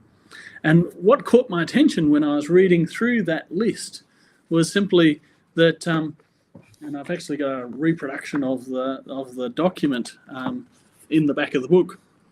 But when you look at the list, we would recognize them primarily as spiritual disciplines or spiritual practices. And number one on the list is to meditate daily on the teachings and life of Jesus. And number two, remember always that the non-violent movement in Birmingham seeks justice and reconciliation, not victory. To walk and talk in the manner of love, for God is love. To pray daily, to be used by God in order that all men might be free. And talks about making personal sacrifices, observing ordinary rules of common courtesy, seeking to perform regular service for others, refraining from violence of fist, tongue, and heart, which I thought was significant. Strive to be good spiritual and bodily health. That's a good Adventist angle. Yeah. And number 10 was to follow the directions of the movement and of the captain on a demonstration. And so the second part of the book, the second half of the book, is going through those 10 points and reflecting on what they might mean for our lives of seeking to live lives that matter in the world, to live lives that can work for the good of others in ways that are healthy and sustainable. And of course, the last one is basically to work together, to not just try and do it yourself and to be the hero of the story, but to be the person, to be part of a team, part of the collective. And one obvious context is a church that is healthy and focused on serving. How can we work together to do these things that the Bible calls us to? And so that really caught my attention when I read it some years ago. This idea of the spiritual, and it really underlines that the civil rights movement of the 1950s and 60s had a really strong faith component. It was a spiritual movement, a spiritual revival even. Yeah. And so that has sometimes downplayed in some of the histories that are told of Dr. King and the work that he did. So I think that even just recognizing this gets us back to, hey, this was a spiritual movement, a movement based in Christian faith, and that perhaps there are things we can learn from this, something that was tried and true, tried and tested in a really difficult context. But on the whole, allowed them to maintain their commitment to non-violence and to really, step out and step up to make a difference in their society at that time. So what could it mean in our lives? And, the invitation with each of the 10 points is, try this in your life. And each of the 10 things has some sort of self-experiments to say, make a commitment to do this for a week or a day or a month, and, see the difference that this can make. And so in some ways, it's an invitation into the experience of living faith. Right. And so, to some degree, I see this book as actually somewhat evangelistic, and that's but both within and without the church, inside and outside the church, to call people to a practical faith. And the more I spend time with, even the teachings of Jesus, it's remarkable how practical Jesus was. And there's a quote that I use earlier in the book from C.S. Lewis, where he talks about the temptation we have to be more spiritual than God, and really that so much of what God does is practical. He makes the world not out of good ideas, but out of matter, out of stuff. Yeah. I love that. And even that the common practices of our Christian faith, and this is something that, as I was reflecting on this, and I drew on a couple of personal experiences, when we talk about the main, what we might call the ceremonies or sacraments of Christian faith, communion and baptism, and both of those things are not just symbolic, they are very practical. Eating something or being dunked underwater. It's a very physical interaction with the world. Now, we bring all sorts of symbolic meaning to it, but these things are practical, and they should be representative of our larger lives that are lived in a material world. And I'm a material girl, not quite like that. Yeah. I just had that refrain jump into my head. Yeah. Don't worry. When you were talking about Birmingham before, I was thinking, and in Birmingham, they love the governor. We all got to come to song references. But we do live in a material world. We live in a material world that God created and said was good. And that we live our lives, so much of our lives in that space. So that's the space where we need to live our faith. And that is about renewing the relationships that we were created to be a part of, and to seek that good for others as well. And really, my definition that's kind of really worked through in the first half of the book is that injustice is the brokenness of the four main relationships that human beings were created to be in, which was the relationship with God, the relationship with ourselves, the relationship with others, and relationship with the rest of creation. And so the deep work of doing justice is not some political campaign. It's working to restore those four relationships in human beings and between human beings. And when we do that, it will have political implications. And it will have all sorts of other, it will mess with all aspects of our lives. But that is the work of justice that we're called to. And then I also think that if we see how God works through the story of the Bible, at key points where God introduced God's self to the people with appearing to Moses at the burning bush, and then when Jesus introduced himself And then when the Holy Spirit is introduced at the beginning of the book of Acts, each of those revelations of God are key starting points in the story of God seeking to restore the relationship with ourselves, which with us as human beings. But then that is transformative of all the relationships that are in that context. And so I really see that our understanding of the gospel needs to be, when it's, and we, when Adventists have often talked about this idea of holism. That's one of the unique Adventist distinctives that we like to argue. Well, our gospel is also holistic, and that people aren't bodies and souls, that people simply are people, and that all of their relationships are influenced and affected by this gospel, this transformative gospel experience that is what God has invited us into, and what we are then invited to be agents of and sharing in our communities and with each other. And so, to me, we're very quick, and I quote actually something from Skye Jitani in one of his books. He writes about how we're so ready to recognize the damage that evil does in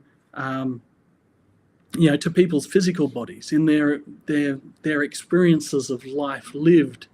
And so in this bigger picture, we need to recognize that if evil is present in all aspects of life and doesn't hurt just soul but also hurts body, we recognize that the gospel and the renewing of all things in Jesus and what he's done for us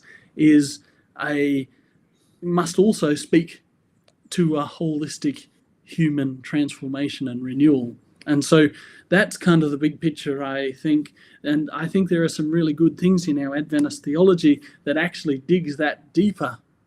So we have resources within our faith that can contribute to us understanding the gospel in some fuller ways than we have in the past, and then recognizing the transformative and the call to transformation that comes in the context of a fuller and better understanding of what God is about in the world. And I think there's many who lament that Adventism as a collective doesn't grasp what you've just said in its core. Like Nikki Carlton wrote, do you consider our church to be too focused on the insides to be a light on the hill? And she also highlights that, yes, it's trauma, which is injustice as well, that needs to restore relationships, because justice messes with every aspect of our lives. And I just show people from the book the Ten Commandments as inspired from Why We Can't Wait. They're great guides. They're not the Ten Commandments, but that was how they termed it, which I kind of wrestled with that a little bit in the writing. Do I use that language, or terminology? Do I try and just let's call them commitments, because we get a bit jumpy when we start talking about commandments. But and that's what you've written as well, 10 commitments. Putting into practice those ideas and concepts, I think, can just bring about a better existence and a life right across the board. It doesn't have to be just about, I've got a social issue I want to address. One thing that really interests me with a lot of people that are more associated with the current definition of woke and social justice warrior and Black Lives Matter movements, there's a real this is just an observation. There's a real focus on, let's bring down all the boundaries and gather together as humans. I've noticed, though, that humans aren't so good at doing that, and that when you look at history, those who have a more inclusive, big tent, welcoming kind of approach are good at gathering together diverse groups and helping each other and having a refugee style focus. However, at some point historically, a lot of those well-meaning people are taken advantage of by others with ideologies that do not blend at all with those of the big tent people. How do you navigate that line of knowing you need these sovereign boundaries, but knowing you also need to have an open sense of justice to humans? So, for example, what's a real world example I can use without drawing any kind of offence? I don't think I can. Probably not. No. But well, let's use the Adventist Church. The good people that wrote this and have influenced you and me for decades, the Gil Valentines and the Denny 14s and the Niels Eric Andresens, they have this big tent notion. However, by from whatever measure or reason, whether it was a narrow view or the accurate view of Adventism, the traditional Adventist is back. They've got leadership, they've got politics, they've got money, and so the idea to have a big inclusive tent where progressives and I've got my little diagram here. Where we've got our leadership over the top, we've got our traditional Adventists, we've got our progressive Adventists, we've got our cultural Adventists in the subset there who don't really want to worry about any of it. What is happening to the progressives is the boundaries are such now that the big tent inclusive ideas get shut down. The pastors who want to speak freely don't feel so comfortable doing so. So what I'm saying is that in the social justice, in the secular world, that happens too. There's people who go, we don't want you to, have these freedoms, but we're going to go along with it until we have the numbers and then look out. And I just sometimes look at the social justice warrior and the woke movement in the context of current definitions, and I feel like and I'm just observing. This is a real, not making a judgment call. Who am I? I'm just trying to understand stuff and ask questions. I fear sometimes that they don't necessarily realize that some of the ideas they'd like to put into play, by allowing everybody into the space, they're a bit naive to some of the people coming into that space who have an ultimate different view of how humanity should be treated. What are your thoughts on that? I know I'm a bit vague. I'm being a bit vague on purpose. I've got to be very careful these days. You've only asked about 24 questions there. And but it's all revolving around boundaries. If you're all about, hey, let's just, there's a couple of actual examples I want to use. But you got to be very careful on YouTube saying certain things, or you literally do get muted. I would say that it's one of the disparities between what we, and for want of a better term, between progressive and conservative, if they're the whatever. For want of the traditional Adventists are happy with that. The progressives and don't. maybe traditional is better because it's not necessarily conservative, because I'm a conservative Adventist, because I read the Bible, and anyone who really is an Adventist is screamingly conservative. If you're having an argument about the Bible, you're not having an argument between conservatives and progressives. You're having an argument between conservative and slightly less conservative. But even in in that context, there is a deep disparity, because conservative or traditional, let's say traditional, does not have to include they can define themselves narrowly. Progressive has to include traditional.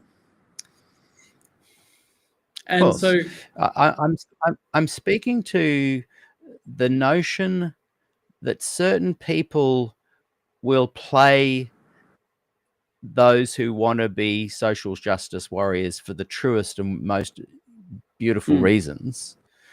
They will play them, and then next minute you don't have the happy clappy tree hugging happy Sabbath haystacks potluck lunch environment anymore that you thought you had, because you've been played. I'm using that as an analogy for the secular But the other world. side get played as well, because they just get played on fear and suspicion and superstition at times. It's just a different kind of played. And so, but when you're talking about in that way, you're simply talking about power dynamics.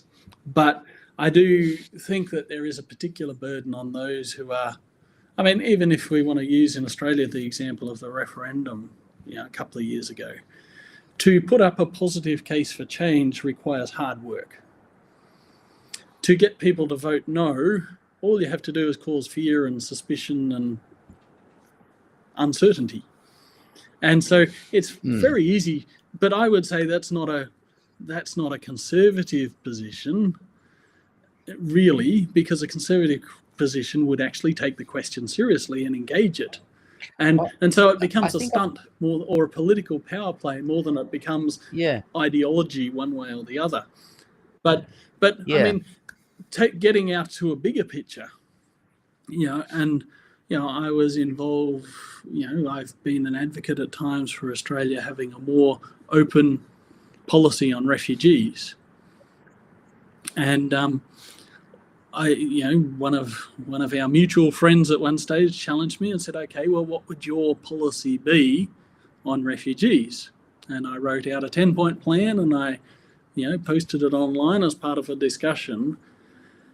And the 10th point on that is that those of us who have faith will always be pushing the agenda of generosity and welcome.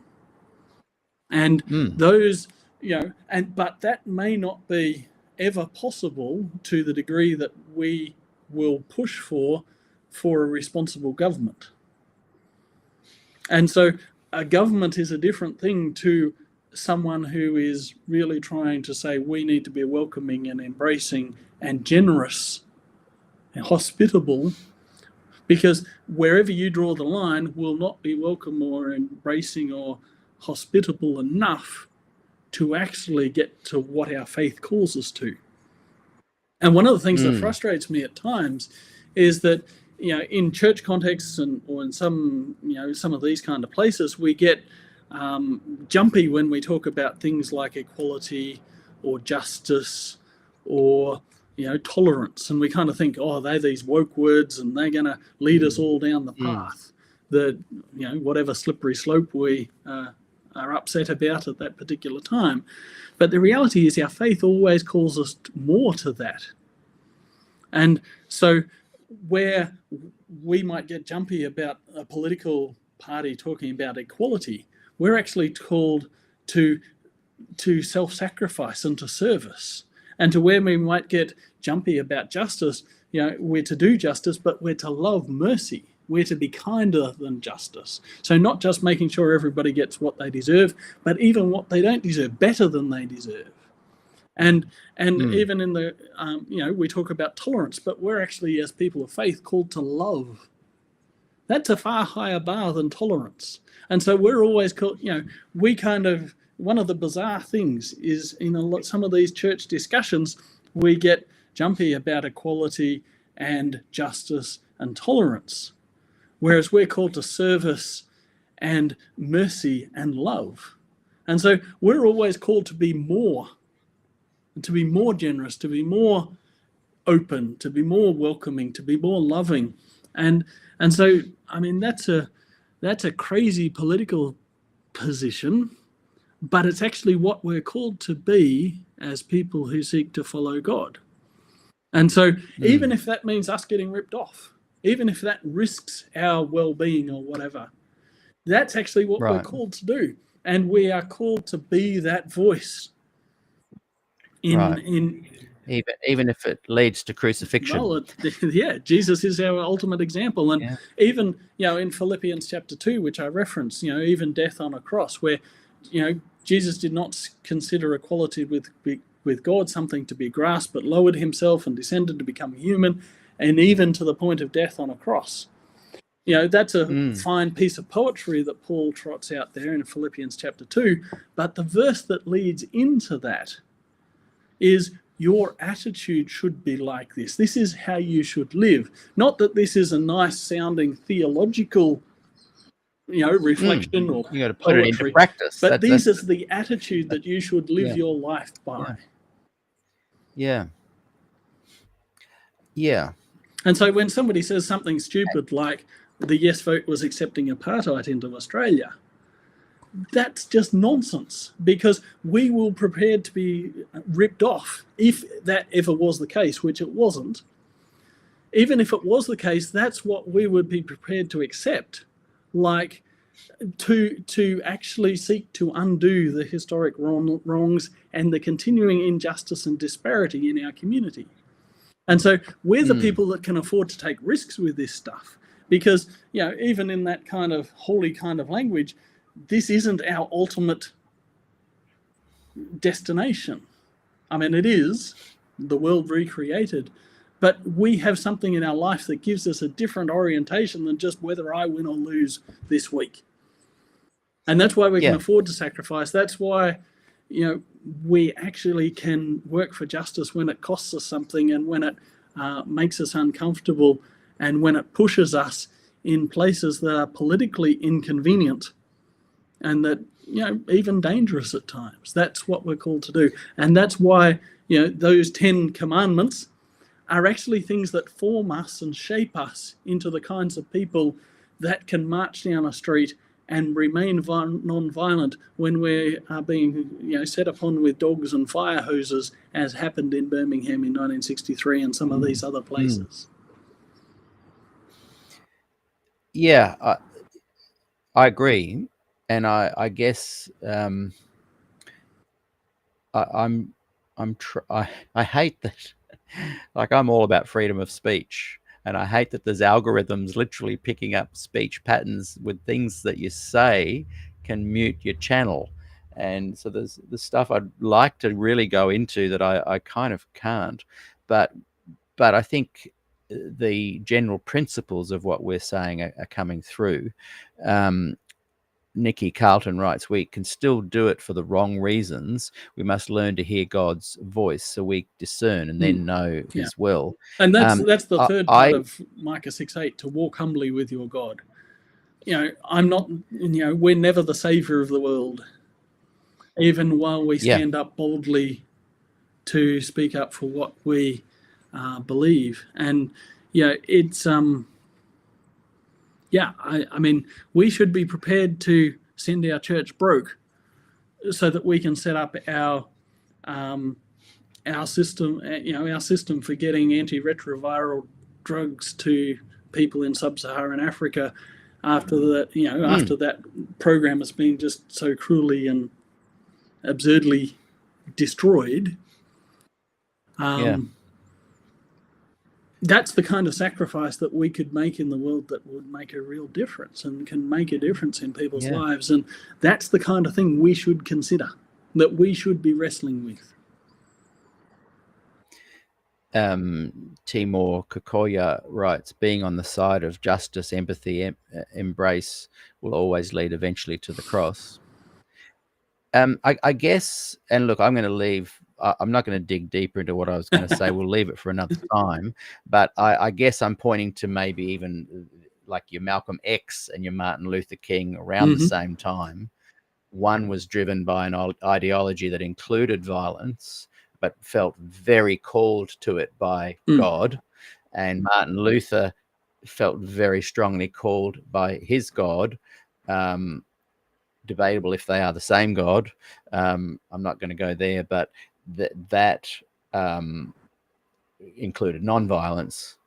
I much prefer the Martin Luther King version, and I would suggest that the Malcolm X version, who I think Malcolm was a Seventh-day Adventist. I think he had some background there. And I think his mother or something, there was some connection there, which is another and of whole course, the other thing is that interesting and ironic conversation. Later in their lives and later in their activism, they actually spent time together and were moving closer and closer to each other in their attitudes and their approaches. And, you know, Malcolm X was assassinated first, and so that wasn't able to go any further. And there's pictures of them together even. I remember seeing. I guess when you leave it up to my God is telling me that this is the right path, it's very hard to convince either side, particularly the one that is not the side you're on, that they are wrong and you are right, because they're doing exactly the same in return. And I'm just observing, and I've just noticed that sometimes the very good people that are following the path of Jesus and Martin Luther King get infiltrated because the boundaries aren't that strong, and wolves in sheep clothing come in. And I guess you're saying, well, if let the chips land where they land, let them fall where they fall, kind of thing. Well, and that's I mean, a part of that is anytime but Malcolm X would have said the same thing: let them fall where they fall, and I'm coming. Anytime you try to do something good in a broken and messed up world, it will be messy, and it will be incomplete, and it will be frustrated by things within and without. One of the recent, and I quoted a couple of times in the book, recent biography, I think it was 2023, of King by a guy called E.I.G. And he drew on a lot of new documents that hadn't been available to previous biographers and wrote a big 600-page biography, and really included in that some of the real frustrations and challenges and doubts and some of the real difficulties that were a part of what King was trying to do. And even there's a real and really makes a strong focus on that what happens in history isn't inevitable. It's people making their decisions at times. And he has an amazing scene at the beginning of the Montgomery bus boycott in the mid-50s, and they'd spent weeks talking and evangelizing, putting out flyers and saying, we're going to boycott the buses starting this Monday morning. And just, Dr. King and his wife getting up at 6 a.m. to watch the first bus come down the street that came past their house, and to see if there was anybody on it and whether they thought whether this boycott thing might actually work. And, the first bus comes down the street and almost nobody's on it. And they go, oh, maybe something's happening here. And the second bus 15 minutes later comes past and there's no one on that one as well. And, all of a sudden they get to, this might actually be a thing. So just that moment of uncertainty, and, this could go either way right now. Whereas when we go back and read these stories, it's kind of this, this was the march of progress and whatever. Yeah, as if it was black and white and it was bound to happen, but it may not have. Just talking about boycotting, I remember, is it 71 or 79 in one of the Nordic countries, women wanted equality, equal opportunity. They weren't getting it, and so they boycotted and refused to, back in those days, right, no cooking, not going to go to work, all that. And within a year, all the policies were changed, and those parts of the world, Denmark, Norway, Sweden, have got some of the most fair, masculine, feminine kind of work ethics ever. And I got kicked out of one of the women's ordination groups because I suggested they should just boycott Yep. church. Don't do pot Yep. lunch, sit in the foyer, go into the crying room, but just don't go into the main there. Still go, sit in the foyer, do your own thing. I reckon within a year, women's ordination would be Indeed. in. But because I was Martin Luther King calling for a boycott, well, Adventists don't like to rock the boat too much. Indeed. But maybe Crosswalk and the things you're doing can call people to action, because I think that's what we need. I mean, in this book, you're talking about practicing justice. It's one thing to hope for justice. It's one thing to talk about justice. But come on, progressives, it's time to do. It's time to And act. there's three meanings of practicing. The first is doing it, as you're suggesting. The second is practicing as in getting better by doing it over and over again. Which is the 10 commitments too. Like practicing the guitar, like practicing shooting free throws, like all of those kind of things. Yeah. And then the third one is practicing like a sacrament. A practice a ritual, a habit, something that we do as a part of our faith, a faith practice in that sense. And so, I do think I didn't come by this title accidentally. I think it's a very significant call to actually do some of these things. And you're not browbeating people like I do. You're actually offering some really great suggestions, but with subtle little signs of action. Indeed. Action and submission in motion. Hey, I've loved this conversation, Nathan. I think it's been our best yet. We're practicing. I love what you're doing. We're practicing. We're getting better. And we're maturing. We're becoming fine old gentlemen. Yes, I was just going to say, let's plug the tour.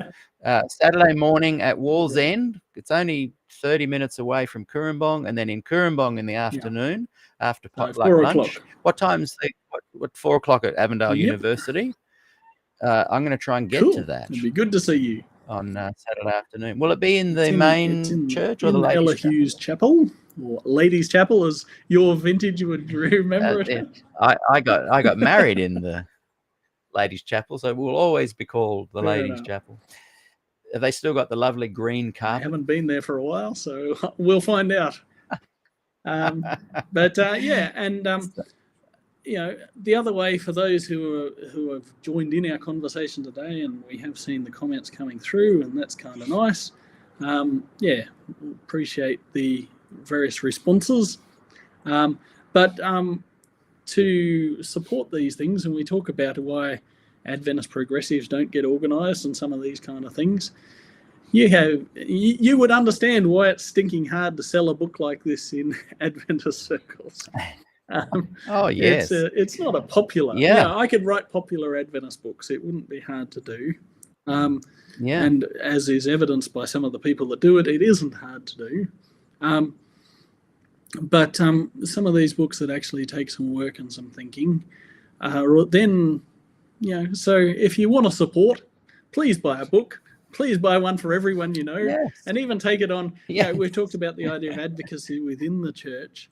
Become an advocate for some of this stuff within the church and buy your pastor a copy and all of those kind of things. And, without wanting to be too much of a traveling snake oil salesman. I don't make any money out of selling this book, but I do believe in it and care about what it has to say, and I do think it can make a difference in people's thinking if it gets into people's hands and heads and hearts. And I guess I'm asking people's support to help me share some of this stuff in the way that I can do it, which is in some of these ways. And buy a copy for everybody and it makes a great present. Great. We're coming up to Christmas now. So, look, thanks so much for being on the program. Everyone watching, if you're watching live or later, it'll still be available. I've put the links both in our Facebook group and here in the chat. when this goes up. Well, it's up. It's live now on YouTube, but after the show, the chats all disappear. I'll re-include the links that's there. good. Thank you, Nathan. I hopefully see you on Saturday. Thank you. And great conversation. We'll see you next time. And thanks everyone for watching. See you tomorrow. Emma Ray. We had a program on baptism yesterday. Today we even talked a bit about it. Tomorrow it will be, what does the Bible say about baptism? Join us tomorrow, usual time. See you all then. Thanks, see you, Nathan. bye.